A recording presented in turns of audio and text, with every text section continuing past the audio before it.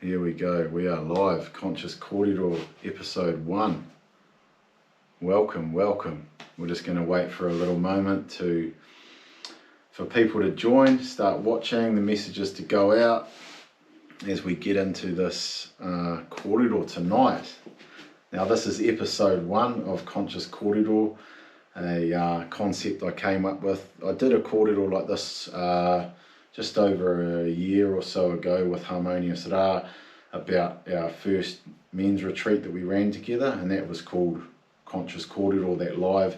That idea's been floating around in my mind for a while, and I've just organised a series of, I think I've got 6 guests coming up over the next few months, and I'm honoured and privileged and stoked to have my first guest here tonight, Johnny Burns. Kia ora, Wes. Thank you for having me on the show, man. Oh, awesome. Good, brother. Thank you so much for being here. Thank you for making the trip down. Whereabouts are you staying at the moment? So I'm based in Waitanga at the moment. Yeah, so Waitanga Valley. I'm living off grid there, and yeah, it's a beautiful valley there. Where's that? So whereabouts is that for people to get an idea? So that's probably between here and Ohura. So okay. Yeah, so you take the Okau Road. It's on Okau Road, off Okau Road towards Damper Falls there. Yeah. Yeah, so it's probably about 25 to 30 minutes from Damper Falls. Okay. Yeah. So about an hour and a half from New Plymouth. Hour and a half and from then New Plymouth. And you moved from the Rotorua, was it? So I was in Rotorua. Yeah. I was there for a year and a half. Prior to that, I've been born and raised and lived in Taupo. Okay, nice. Yeah. So how far is the Waitanga Valley from Rotorua then? We're looking at about 3.5 hours. Okay, yeah. Nice. Yeah. Nice. Yeah. Well, welcome, brother. The last time that we saw each other, I think we were having a hug and a hongi at the conclusion of the Warrior Within Woodville. Yes, yeah. Take yourself back. And how were you feeling at we'll talk more about that event soon, but how were you feeling at the conclusion of that event, the last time we physically saw each other? That was a real experience for me, because I sort of just started my well-being journey then, and I was sort of struggling to find people on the same level that were going through journeys as well. So I really felt outsided and I felt really alone. So once I done the Warrior Within, I realised that there are a lot of men out there that are going through exactly the same and wanting to find other men and other things to do and connect. And so after that, all these awesome warriors that I'd met, and I sort of felt at home, felt that what I was doing was right, that it wasn't just me going through these things, and it wasn't just me searching for the answer. Yeah. Instead of searching for the answer in the previous things that I used to do, which was through the bottle and through drugs. So yeah, so that's how I felt after that retreat, mate. It was awesome. Yeah. Nice. Yeah, some massive Kōrero was shared. Definitely a highlight for me at that experience, and a lot of the other men that they said at the end, was the sharing circles. Yeah. So sitting around basically and talking. I talked a little bit about that on a live a few nights ago to tell people what we do to help men understand. Just checking in, if you're watching this live, can you please drop a comment to make sure the sound is all good? Because I've been on too many lives where I'm just talking and no one's actually hearing, but we've got a few people watching, so please just drop a comment to let us know that you can hear. And back to my train of thought, yeah, on the Warrior Within. Where was I? I've just lost my place with that. Awesome, thank you, Brenda. Appreciate that. Oh, the sharing circles. So that was kind of how this idea was born as well. Is about, what you talked about. Kia ora, Karen. Kia ora, Shannon. Thank you for that. Appreciate that. So what you're talking about is sitting there thinking. You go on this journey. We all talk about being on this journey, and I think what that means is when you realise there's other ways to live. Yes. Yeah. Would you agree with that? I agree with that. Yeah. Yeah. Because we hear it and everyone said that in the sharing circles when they started their journey, or they've just started a journey. To me, that Chair Brother Vance, there's one of our warriors from Woodville. Chair Brother Vance, remember that. And so it's like when that journey is when you make a shift, or how I perceive it, you suddenly realise there's other ways of knowing, being, and doing. And Right. so what I'm getting to is that's why I wanted to bring it to this platform, to go on Facebook Live, as we were just discussing before we went live. The most important thing I've found that works is when people share their stories. So, oh, is that your mum? Awesome. That's my mum. Hi, Yeah. Johnny Luke. Hi, mum. Love you, mum. Thanks for tuning in, Karen. So, which comes to this, why we come here is to share and talk and discuss and reflect on our previous choices, things that have helped us to pivot. And you talked about going to another level on the Warrior Within. You took it to another level, brother. Tell us about the barefoot. So this guy on our overnight hikoi, he went into barefoot mode, barefoot from the very beginning of the whole hikoi.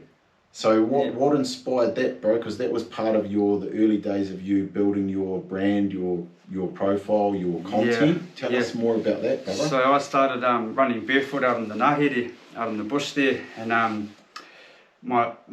the reason I started doing that journey was I was just starting to reconnect with my whakapapa, and I was looking for ways to connect and to connect with my tupuna. And one way I could do that was to take my shoes off in the Ngahere and run around like they used to.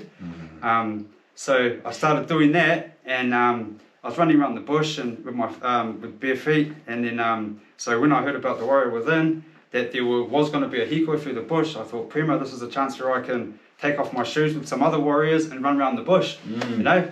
And so when we got there, Wes was like, yeah, you can take your shoes off if you like, but I must warn you guys that there's heavy road rocks the first half of it, and we done it last month, and we wore shoes the first half, but it's up to you guys if you want to. So here's me thinking, oh no, man, I've told myself that I have to do this.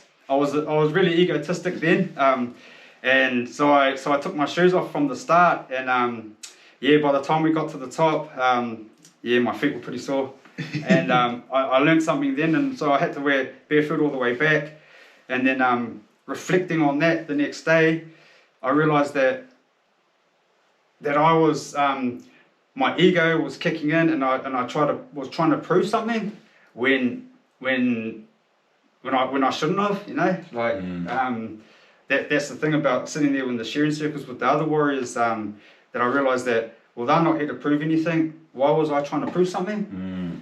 When all I had to do was just listen, and then everything would have been sweet. But yeah. So that was my experience with the barefoot running on the rocks. No, it was inspirational, brother. And I mean, you say that you know you went through a journey thinking about it. You were like you had to prove something to yourself, but it actually also inspired all the other men, the other warriors there. You started in barefoot, and you, like you said, I said to you, well, you can go barefoot now. I'm just saying there is stones, because the brother Harmonious and I went on that hikoi 2 months beforehand. And you dug it in there, man, and actually went hard, and it inspired a lot of the other brothers. Someone said something. Oh, cheers, Stephen. There's Stephen. He was on the Warrior Weekly with us too. Cheers, Stephen. Yeah, because some of the other guys weren't going to. I think I've got it on video somewhere there. And someone's like, fuck, Johnny's been in barefoot since the start. Because once we get into the earth where it's a little bit softer and you're walking on that nice, that sort of, it's not mud, but it's just soft dirt and with a few leaves on it. It's like luxury after those stones. It's very nice. But then the other brothers, they took their shoes off, and part of that is, you know, when in our lives do we actually connect with the earth? Exactly. Exactly. You know, like you touched on, you had this inner feeling to go and connect with your tupuna, and that's amazing. Like, that's a tool that I promote for people as well to use. Earthing, some people call it grounding, whatever you want to call it. What was behind that desire or that thought? Where did that come from to do that?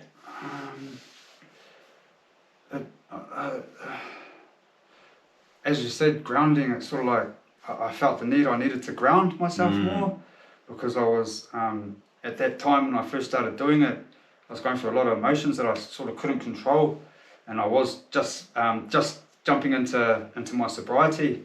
So I felt that I was unbalanced. I felt really unbalanced in my life, and even though had started my well-being journey, I felt really unbalanced. So doing that sort of grounded me down, and sort of brought more of the spiritual side out of me, I guess. Yeah. And then it made me start digging more into some spiritual practices. Nice. Yeah. So it was sort of the pivot point of my spiritual journey. Yeah. Okay. Nice. Yeah. Nice. So as basic as taking my shoes off and my socks and walking through the bush in bare feet. The energy and the Mauri and the power that can do to you is unexplainable. So. Tautoko, brother. I fully support that. And listeners, viewers out there, if you haven't tried barefoot walking, it doesn't have to be running. It could just be barefoot walking. It could be standing in one place. Because for me, those are some of the videos I love the most of what you've posted online. When I see you running through the forest, got your dog, your kuri behind you, bit of a kick off the bank. I love that, man. Like, so that Wes is like, if people remember back when you were a kid, you know, and you're running around bare feet and you're just having so much fun, and then once you start getting into your teens, all of a sudden you have to start wearing shoes, you know, and then it's like all that fun goes away. So it's like going back to your childhood as well, you know, and reliving that, like, it's quite amazing. Giving yourself that permission to let go. Exactly, bro. Because there was, like, when we did, the men took their shoes off on that night, we went on an overnight hikoi, just to recap for some of you that are just joining. Johnny, we met about 14 months ago, I think, December 2022. We had a training session in Taupo. Since then, Johnny and I have worked together.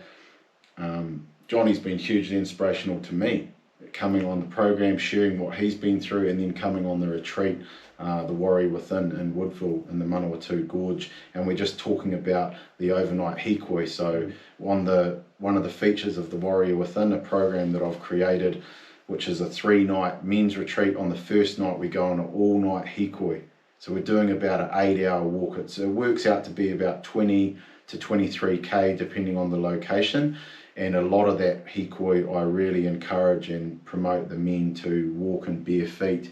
And Johnny did the whole thing from the beginning in bare feet. I think you might have put shoes on at the very last little exit where it's just gnarly metal, that sharp road metal. But for the 7 hours, this warrior here was in bare feet, and he's just talking about how he got into that. And I love that, man, connecting with the tupuna and reflecting on your process of like things were out of balance, and you weren't using substances to escape those emotions.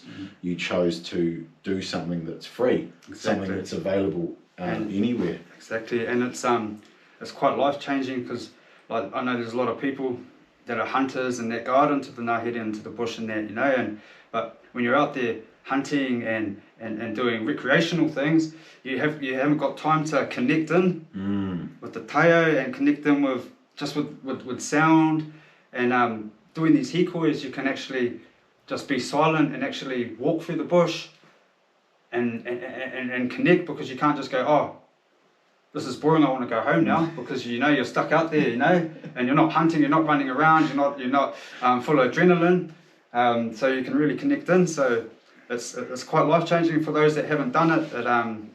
I highly recommend it.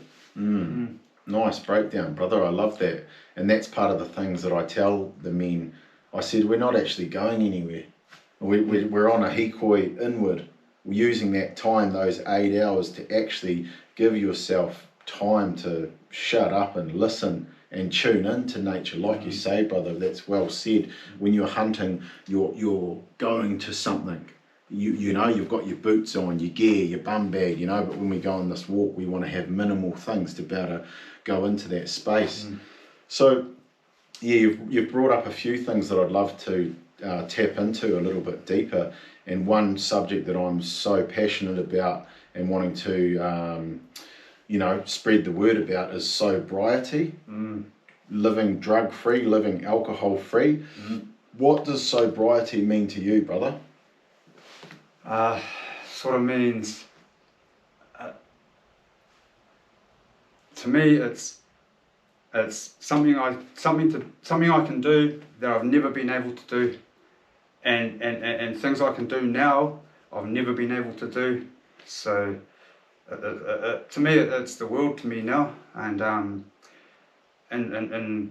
now that I'm into it, I just want to share it to people, and hopefully inspire them to even just try it for a week or two. Because I know myself, when I first started it, the first couple of weeks, man, I was like, man, this is boring, man. I just need something, you know. And then after a couple of weeks, I was like, fuck, this is cool. Man, I feel good, you know, like, all right, man, look, my confidence just skyrocketed, and that was on the first month. So and then it's just skyrocketed since then. So yeah, it means the world to me. Awesome, brother. Yeah. Respect. Yeah. So that's an interesting thing. Getting sober enabled you to do something you couldn't do. Exactly. And then to do things you would never do. Can you explain that more? What does that mean for you? So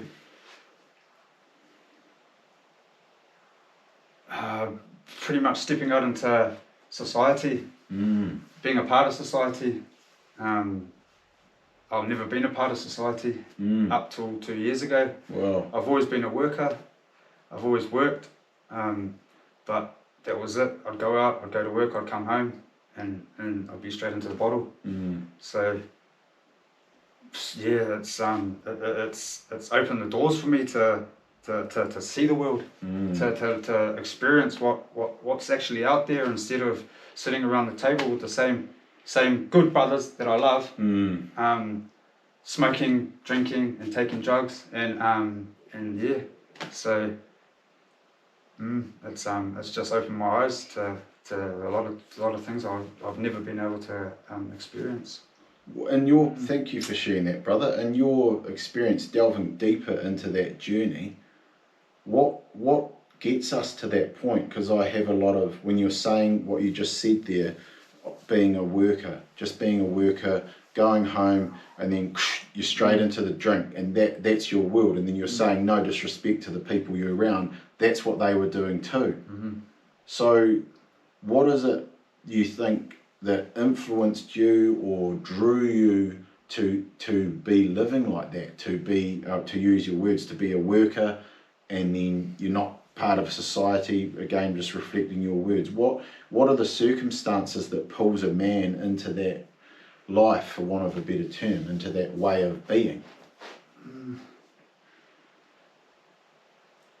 So you mean like, well, you've made this massive shift. You're living sober, you're attending these events, you're talking to people, you're supporting people, you're inspiring other people. So what happened to lead you to that path before, where you're sitting at home and you're drinking, you're a worker? What has created that for from your perspective? I believe that's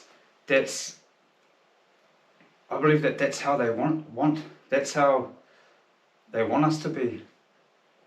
That's how we are. I reckon that's how we've been. Humanity has been led to that. I believe that. Talking in a not a conspiracy thought or nothing, conspiracy Kōrero, but I believe that.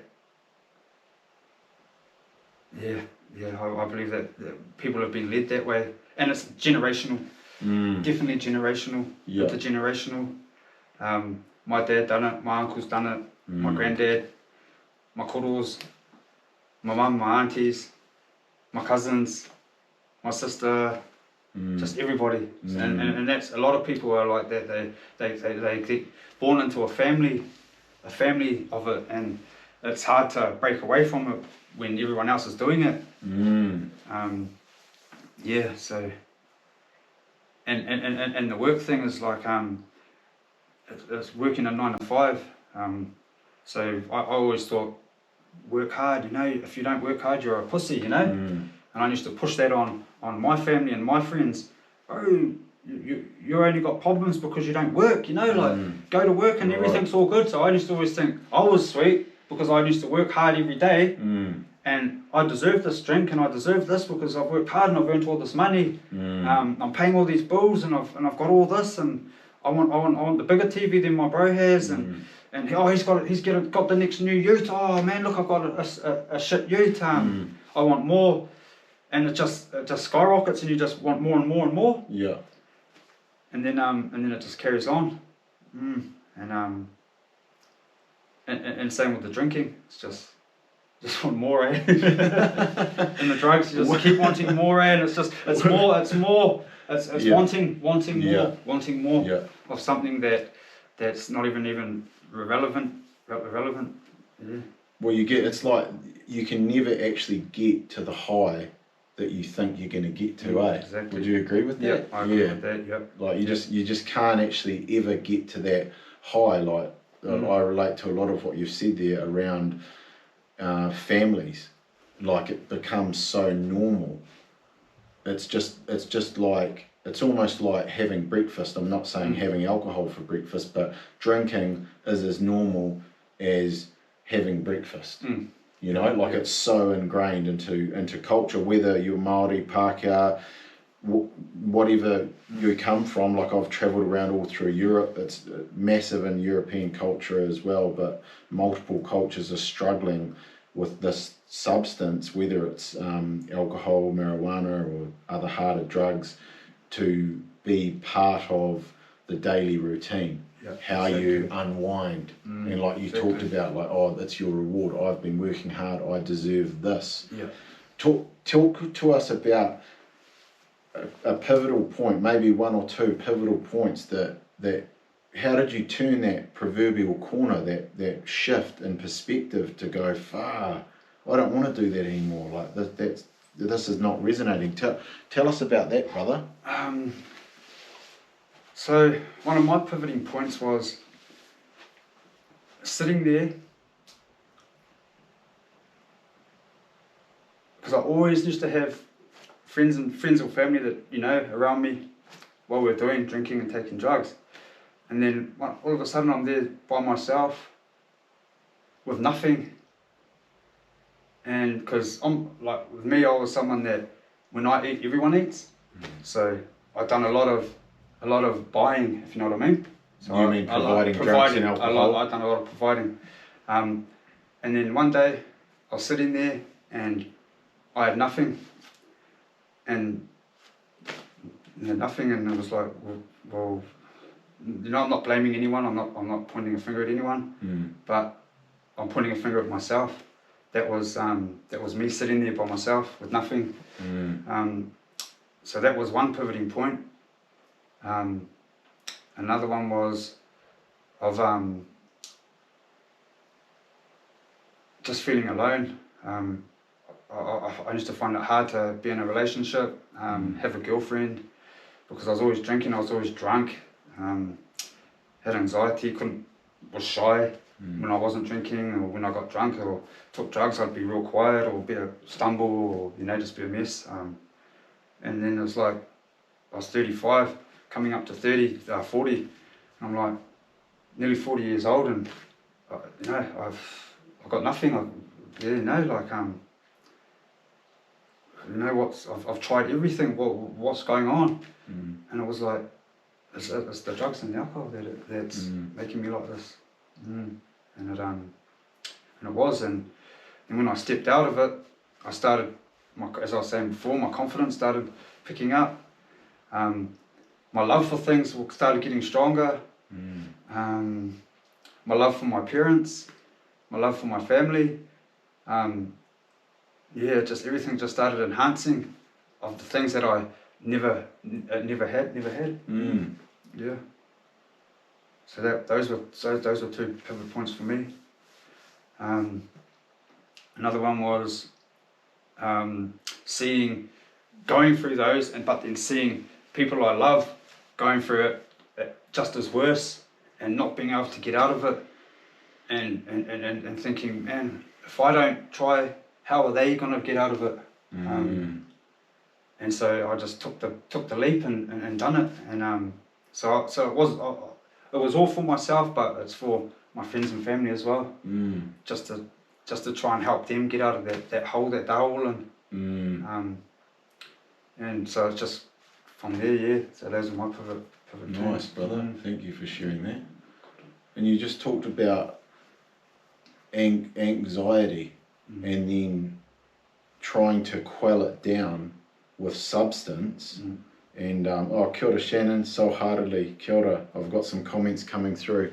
So interesting hearing your perspective around working hard as a way of being okay, and yes, always wanting, chasing, acquiring rather than being. Love that. Substance abuse is definitely a cultural programming, societal normalization that sneaks its way into our personal habits. Really hear you on using substance as a way to block, ignore feelings. How cool to hear you reflect from the other side of this. Kia ora, Jay Lee. Kia ora, Jay Lee. Thank you for your comment. Thank you. And at this point, soul-heartedly, love that. Yeah, that's soulful, beautiful honesty, brother. And at any point, if people have got some questions that you want to chuck in here for myself or Johnny, or just some of your own words, feel free. It's an interactive platform here. And man, there's so much heart, soul, and wisdom in what you're saying there, brother. And thank you for your honesty, especially around things like anxiety, like feeling anxious, and then you just talked about taking a substance, but then going more inward. Like that's a crazy kind of irony, or it's just so. What's the word? I can't think of the word, but it's just you're taking that substance, but then it actually makes that behaviour worse. Exactly. Yeah. Especially the day after or the week after. Yeah. That regret, that emotional hangover. Yeah. That's what I don't miss the most. That was the most painful. Yes. That feeling like, what did I do? What did I do? Like feeling embarrassed and unsure. And a thing that really, I guess, annoys me about the drinking culture, especially in New Zealand, and I know it's similar in other countries, but how it's celebrated the more hungover you can get and the more of a dickhead you can be. Like everyone tries to like think that's amazing, but then the next day everyone's sort of talking it up like it was so funny how person X was so outrageous, but then they're actually fucking embarrassed. They're actually feeling like a bag of turd. Yeah. You know? And then the problem is though, is then we go for that hit again, whether it's picking up the cone, picking up the pipe, or getting on the piss again, to then try and move through that. It's like this overcorrecting, eh? Exactly. Overcorrecting. Yeah, that's it. Yeah. So how do you, in your perspective, how do you stop? Because there's all these programs out there, there's Alcoholics Anonymous, which some people use that they like. I don't personally resonate with it because it talks about alcoholism being a disease, and I personally feel like it's a conscious choice that people make. There's going to be people that disagree with me on that. Kei te pai, that's all good. There's other recovery agencies out there. What is it? How does someone, from your perspective, you know, because we can say stop drinking, but how do you, when you get that feeling to fucking go there, how do you stop that? First, you need to be by yourself. So you need to take yourself away from your influences, the people that you usually drink with, the people that you take drugs with, and most of the time it's your close friends and family. So for me, it's you need to be by yourself. You need to take yourself away from towns. You need to take yourself, try and get yourself as far away from everything as you can.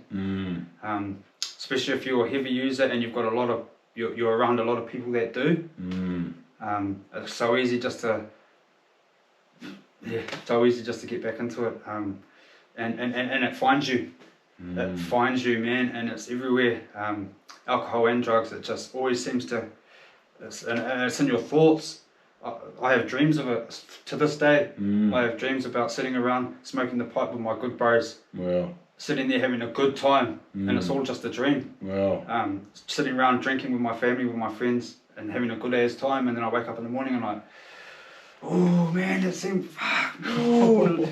Music, listening to music. So I'm a musician myself, and I used to making music was always drugs and alcohol involved. It was mandatory for my circle, and now that I don't do it, I'm trying to get myself back into music, but I can't find it because I've spent my whole life using and doing music while doing it. When I'm sober, when I start doing music, it makes me want to start doing drugs and drinking again. Yeah. Okay. So you have to get rid of everything that's connected to drugs and alcohol. So you have to take yourself away. That's how I done it. Okay. And I'm still doing it. Yes. I'm still doing it, and I have for myself. I've relapsed. Like it's been 2.5 years since I started, and I've relapsed like 5 to 6 times through the last 2.5 years. And every time I've done that is because of these things have just come back. The music, the friends, family, and it's just like, oh, I'll just have one, or I'll just have one, and then I've just, as soon as that happens, it's my whole being who I am now, it changes back into exactly who I was, just in an instant. Wow. So that's my experience. Yes. That's my journey. But for any listeners, that I recommend taking yourself away from everything. It doesn't have to be for long. It can be for 2 weeks. Maybe it can be for a week just to try it out. Yeah, that's what I've done. Nice, brother. And what about physical exercise? How has that played a part in your journey to recovery and spiritual and emotional well-being? It's pretty much number one. It's number one. So, so when I first started, it took me a couple of weeks, to recover, relaxing, sleeping, and then about on my 3rd week, I just started getting into heavy fitness, and I wake up in the morning and straight into it, and in the afternoon, and then the next it comes to a Friday, hot Friday, I'm working out, and I'm like, usually it's can't wait for tonight, but it's like can't wait for wake up in the morning to have another workout, just because that was my endorphin, that was my dopamine hit, that was my endorphins that I was taking, I was changing that into what I was doing. And I've been doing it ever since, and I've slowed down, I've stopped a little bit, but I've daily, I work out daily, so it's a big part of sobriety, I believe. Nice, brother. Yeah, I fully toe-talk all that. That's what we're all about here at Stone Throw Health and Fitness. Get that body moving, man. Shifting, moving the body will help you shift your perspective. I find if a person is overthinking, you get into that hard out workout.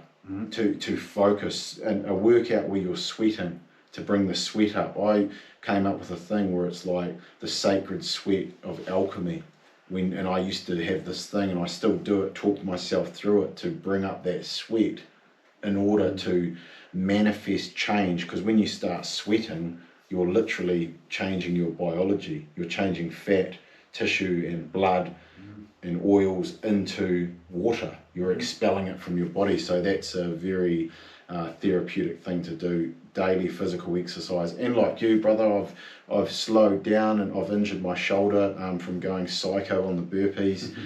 So I'm doing a lot more yoga, getting into breath work, and I know you're also a fan of meditation. Talk us about that, how that journey has unfolded for you. Yeah, so meditation, I started seeing it, people doing it online. I've always known about meditation, but once I started doing it, I was doing it in the bush, and same thing, connecting with my whakapapa and my tupuna and stuff like that. So I started meditating up on my maunga, and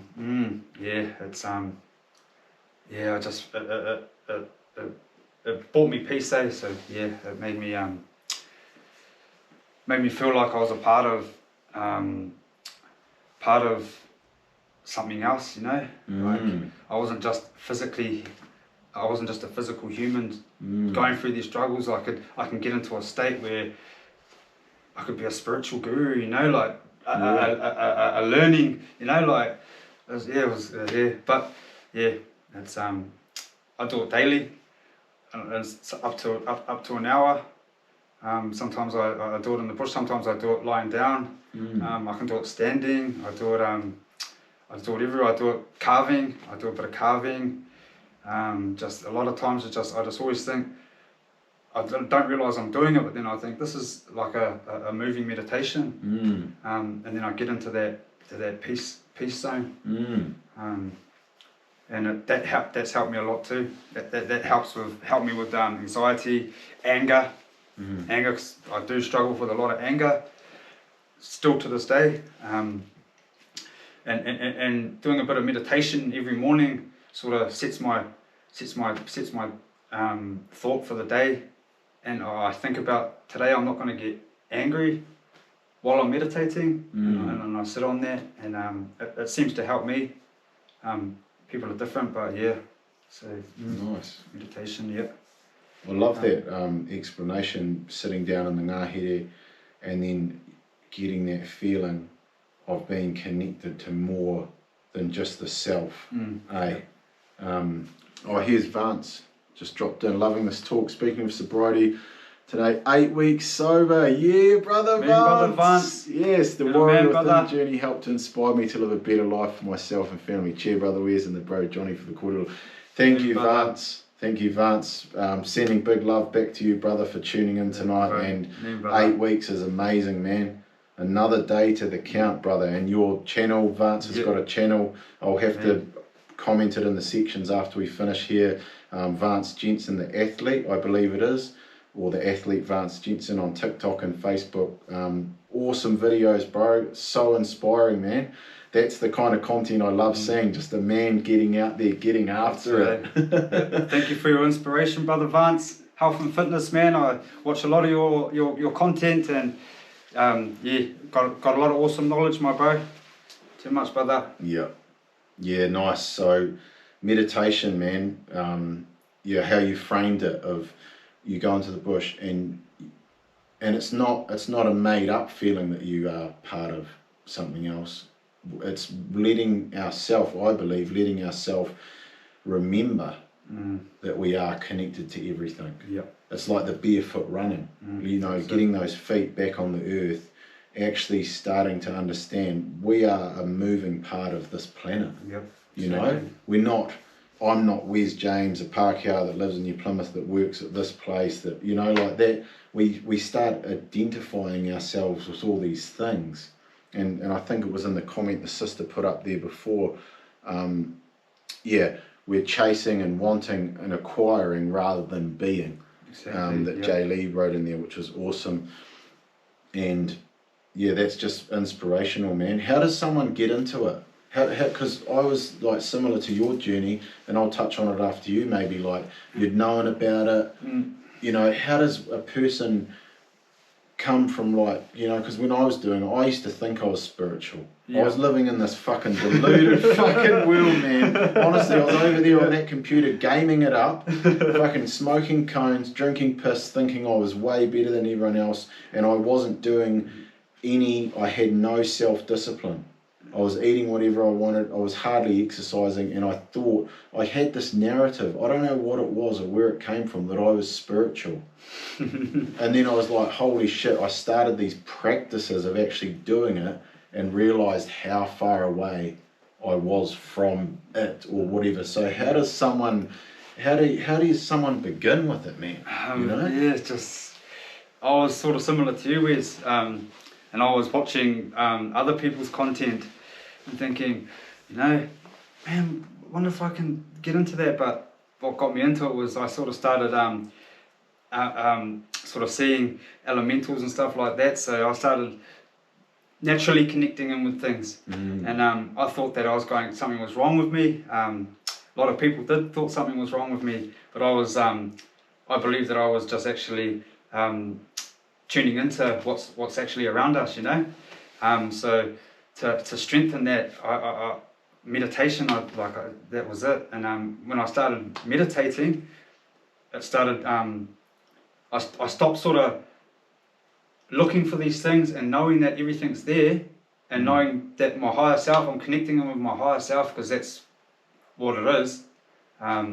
Connecting in, and at first I was looking for my spirit guides. So if people don't know what spirit guides are, can be animals, they can be family members that have passed over and stuff like that. So I was thinking, so I do have a lot of family members that have passed that I wanted to trying to connect with, and so starting meditation to strengthen that up. But over the years, as I'm doing it, it's I've realised that it's only me that I need to be connecting with, and to connect with me, to strengthen that connection is through meditation.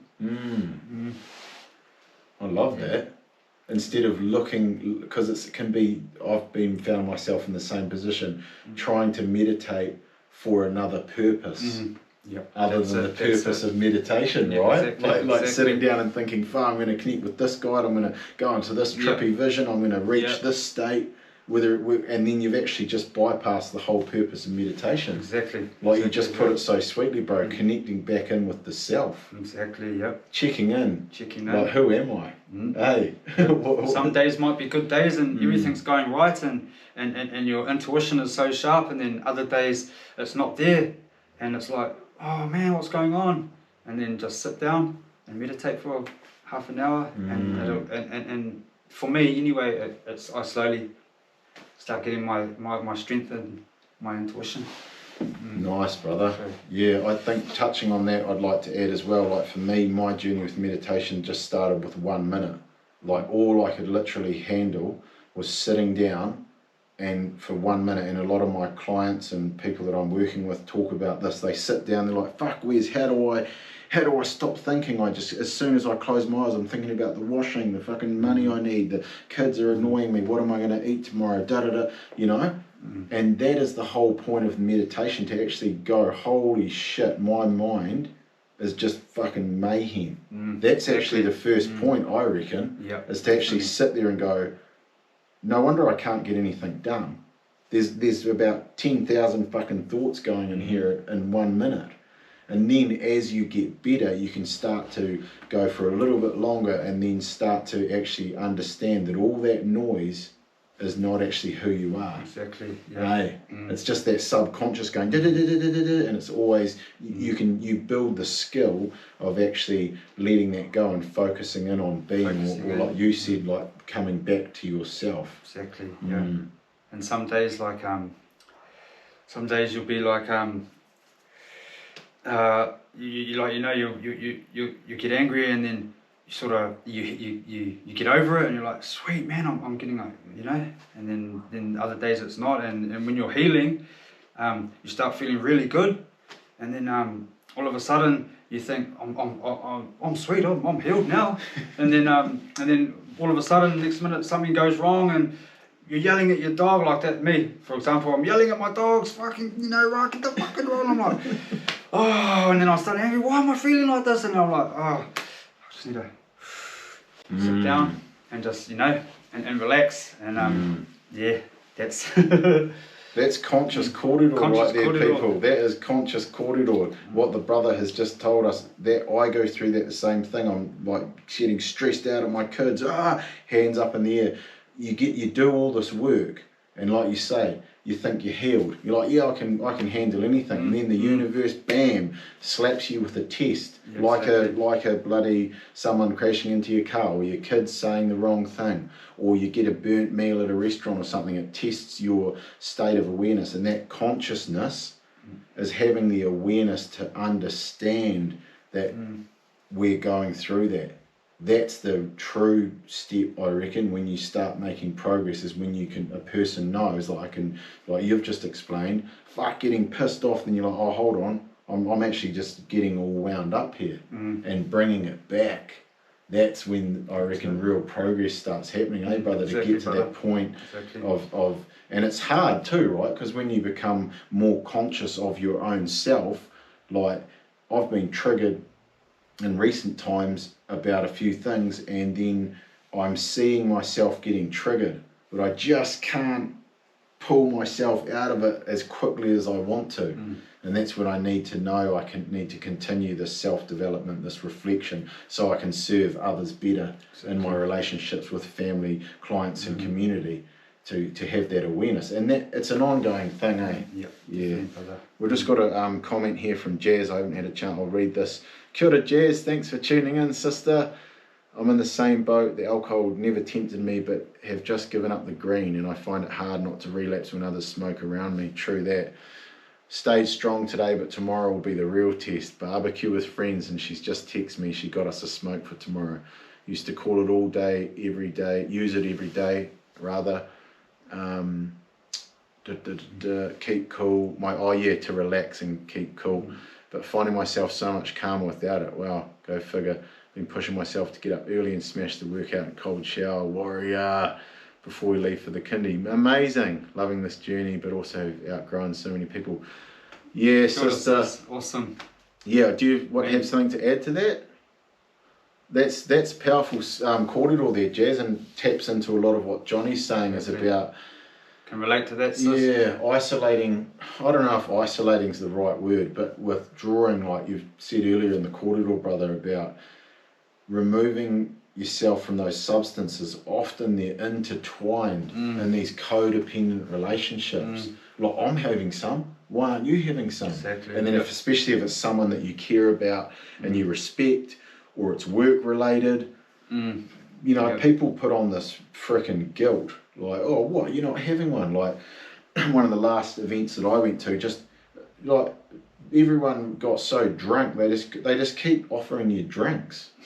You know, they're just so drunk, they've got no control. So it's a real difficult one. Thank you for sharing that, Jazz. We appreciate your comment. And it is difficult too when you have friends and family that once they know that you can say no, they sort of don't want to hang out with you anymore. And then you find yourself in a really alone position, but it actually works for your benefit. What's the difference between the loneliness, do you think, of when you got to that low point when you're like, man, I'm just fucking doing these substances, these drugs, and now when I need people, they're not around, as compared to the loneliness of like you're 2 weeks into giving up alcohol or drugs and you're feeling lonely? Like, would you describe a difference there, or? Yeah. The difference is when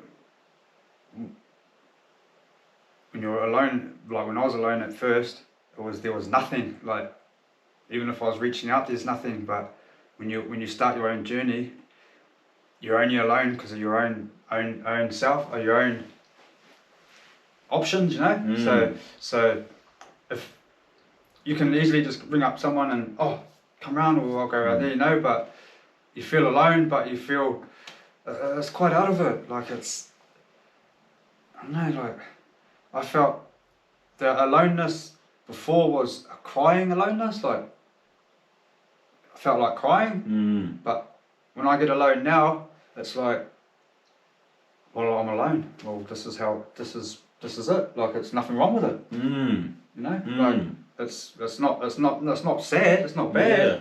It's just alone. It's just like, I'm just alone. But you know deep down that it's for the better reason. And even if you've gone through the sobriety journey for so long, years and years, I know some people that have done it for years, and they still feel alone. And it's like, oh, it's just alone. You know, it's just me. It's just how it is. You know, like, I still have friends. I still have friends and family in that. But I entwine back into it when the time's right for me. You know. Yes. And another thing is that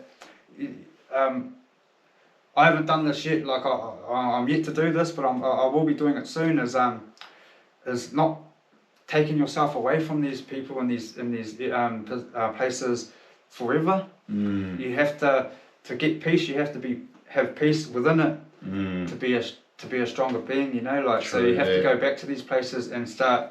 And it's just a strength. It's just to strengthen yourself as well, you know. Especially if you're on a journey where you're wanting to help other people, like we are, like our journeys. So So I haven't done it yet, but I'm looking into that very soon as intertwining back into my old atmosphere to bring awareness and bring some positive about it as much as I can. So yeah.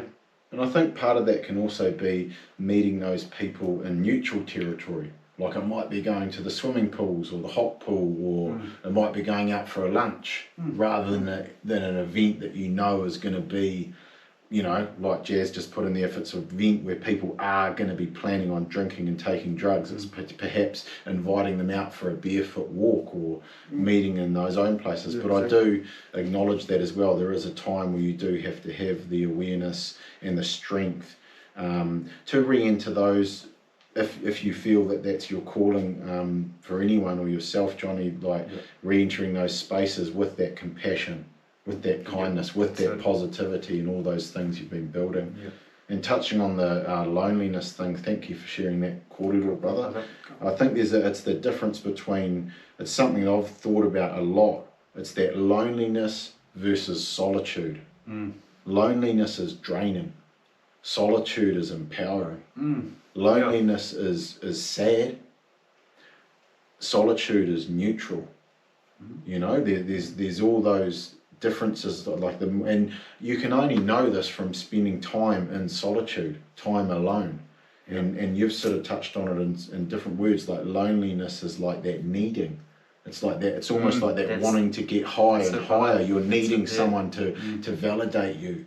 Needing someone to reflect your words back to you. But when you step into that solitude, it's having the confidence, and I want to bring it back to that kōrero that you shared earlier about connecting back in with yourself. It's not about reaching out or all of those things, reaching inward to know we are never alone.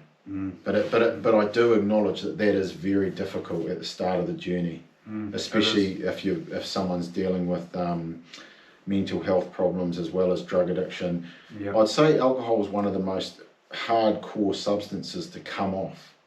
I personally believe that alcohol has like quite a long detox cycle. I don't know the science behind it, but just going off the people I've worked with and my own experiences, that I would summarize that, the alcohol really does take a long time to unshackle yourself from, you know. I can't really, that's just my perspective on it. And the thing about the alcohol, it's in police officers' fridges. It's in lawyers' office fridges. It's you know, white collar people drink it. So it's not, it's classed as just a normal thing. You know, when drugs are classed as bad. And so, like, you know, where drugs are, not many marijuana, I mean hard drugs, that's bad. So when you're on the journey, you sort of tend to want to stay away from that badness because it's negative. But alcohol, the positive people still drink alcohol, you know, so it's still a socializing fun thing where you can just slip into just, I'll just have one, you know, just where at times you can be strong enough to say no to drugs because you know that is bad, but alcohol is like, oh yeah, I'll just have one with the old man, you know, that's all good, just catching up, man, it's, you know, like, it's all good. And then it spirals again, so. We've just got a comment here from Brenda. Kia ora, Brenda. She says, I get a glass of water and think I at the highest point of the river and go through the rockiest, roughest to the calm, like through my body. Amazing. Then I seem to be at peace. Water is my saviour. Water, eh? Thank you for that, Brenda. I'm going to have a sip of water. That's a great little poem. Beautiful writing there, my friend. Cheers. So you're living up in the Waitunga Valley. Just tell us a little bit more about that, brother. What is your mission up there? So my mission up there is to try and live a holistic lifestyle, get away from it and live off the land. So that's my mission at the moment. Nice. And I'm slowly getting there. So I've got a little solar setup which I run my fridge and my freezer off.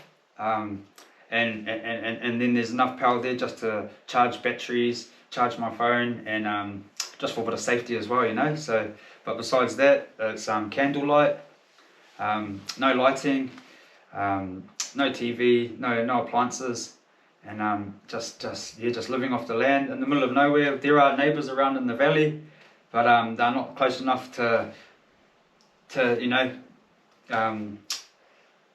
feel their energy, if you know what I mean. Yeah, okay. But enough to know that there are people there. But Yes. so it's pretty much in the middle of the bush and farmland, native bush and farmland. That backs onto my section Wicked. that I'm on, that I'm staying on, that I'm kaitiaki of, and it's it's just I'm just trying to train myself to live to eat, you know, not to make money to buy materialized things. Yeah. Yeah. I'd rather so that's the mission anyway. Nice, That's man. my mission. Nice. So sort of holistical, you know. Yeah. And I barter and trade with the neighbours. Cool. So I've, you know, like one of my neighbours is a avid hunter. Nice. Avid hunter, so he loves hunting and he's always out hunting and he gets goats in there. I'm just starting to get into it myself. I've never been a hunter. I've been around hunters and my uncles are hunters and stuff, but I've never really done it myself. But I'm slowly getting into it, and so I'll go and give him a hand, do a bit of fencing, and he'll give me some meat. Nice. Barter in exchange. Nice. Yeah, and Awesome. you know, I build because I've built my bush hut, and they've seen that, and the other neighbour down the road wants me to go down. I started building his bush hut, so Sweet. it's just Awesome. barter and exchange with the neighbours, you know. Nice. So it's sort of like a community, but not all in one. Right. Yeah. But- Okay. But like it'll be cool. Like another dream of mine is to be living in a community where everyone's barter and exchange, gardens, Nice. and, you know, a Well, you're holistical already community. doing it, brother. Yeah. You're doing it. Yeah, that's it. You're living the dream right now. Yeah. So I'm just training myself to get Awesome. in there and hunt. Amazing. And slowly, so every week I buy less meat. Yeah. So I still buy a little bit of meat from the supermarket. So every week I buy less and buying packet food. So I'm going around. When I go into the supermarket, I go just around like that. I try to stay out of the middle aisles. Nice. That's good advice. And so I don't. So that's it. Don't buy eggs. I got my own chickens and stuff like that, and Nice. gardens, and just living a holistical way, not relying on appliances. Yeah. Awesome.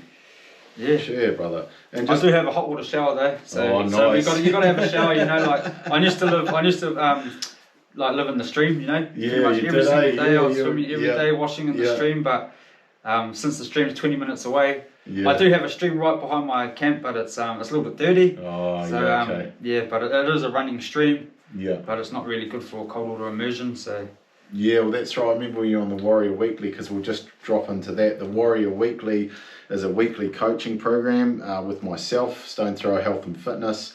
I've got a program for men and a program for women. There's two different tiers. There's a $5 option or a $30 option. And Johnny was on the program for a while. And talk to us about what that did for you, brother. How did you find that? I found that good, because it was a weekly check-in. So everything that I was ticking off my own list, I could tick off on that list as well. So it was more, it was keeping me disciplined on doing my daily routines, and sharing them with the other brothers that were on there as well, and hearing their stories was a big thing as well too.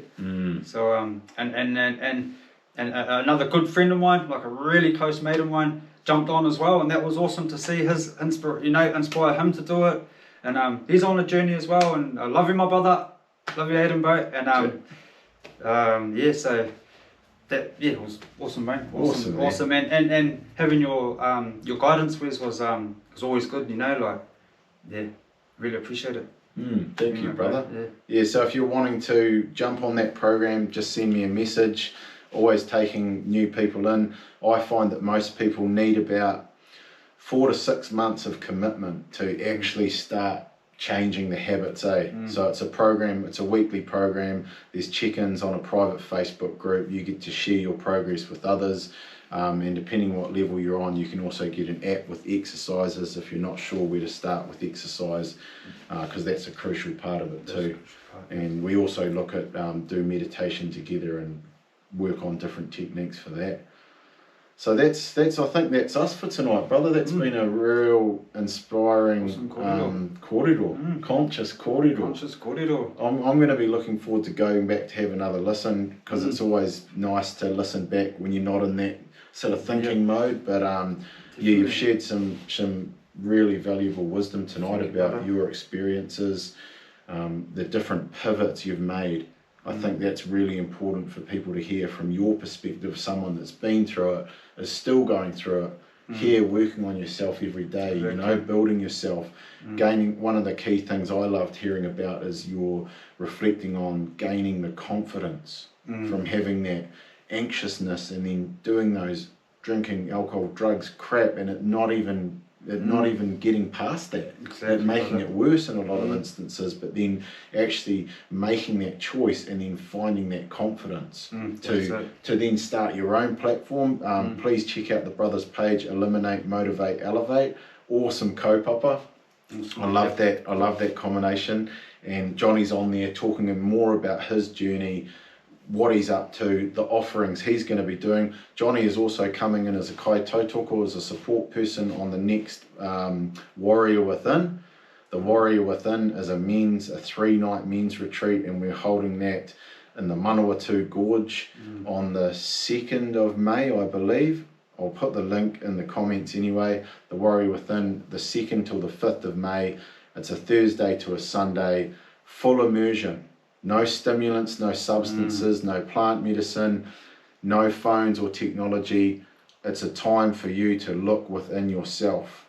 And it doesn't matter what level you're at. You could be just starting your journey. You could be well on your way into your journey. It's just amazing when we come together in these environments, men, without substances, without technology.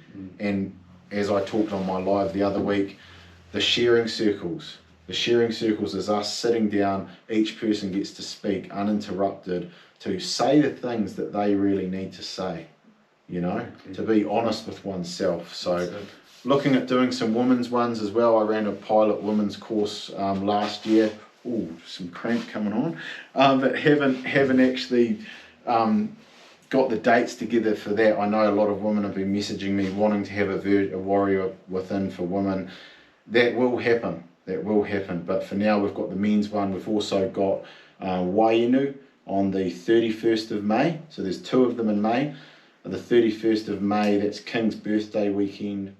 Warrior Within Wainu, that's down at the Waitotara river mouth, and we'll be going for a powerful hikoi along the coast where Taranaki meets Wanganui, the boundaries there.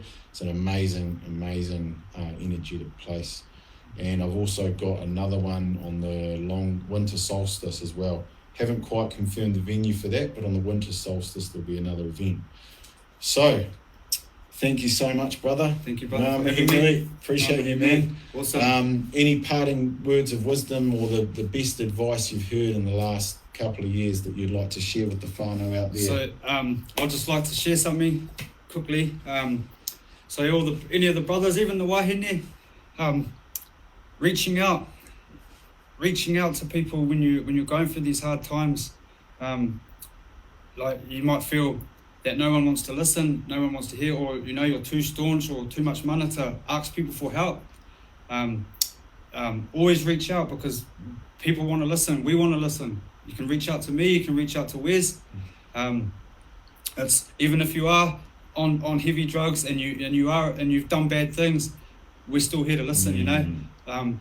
A lot of men in New Zealand have been taking their own lives, and stuff needs to change, because these tāne, they don't know how to reach out to people, and there's a lot of mentors on social media and nowadays that you can reach out to. So just reach out, brothers, and explain your story, what's going on, because there's brothers like us that are keen to help, you know, and we listen and we understand. So just reach out to anyone, and just don't take your mai on yourself, because if you're unable to start your own journey. So so awesome brothers and wahine, and tautoko. So fully support. Thank you, bro. Beautiful, awesome, heartfelt message to conclude our first episode of Conscious Kōrero. Thank you, brother. Thank you. Stay powerful out there, whānau. Stay powerful.